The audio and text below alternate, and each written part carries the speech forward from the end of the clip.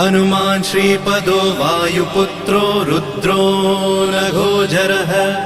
अमृत्यवीरवीरश्च ग्रामवासो जनाश्रयः धनदो निर्गुणः शूरो वीरो निधिपतिर्मुनिः पिङ्गाक्षो वरदो वाग्मी सीता शोकविनाशकः शिवः शर्वः व्यक्तो व्यक्तो धराधरः पिङ्गकेशः पिङ्गरोमा श्रुतिगम्यः सनातनः अनादिर्भगवान् देवो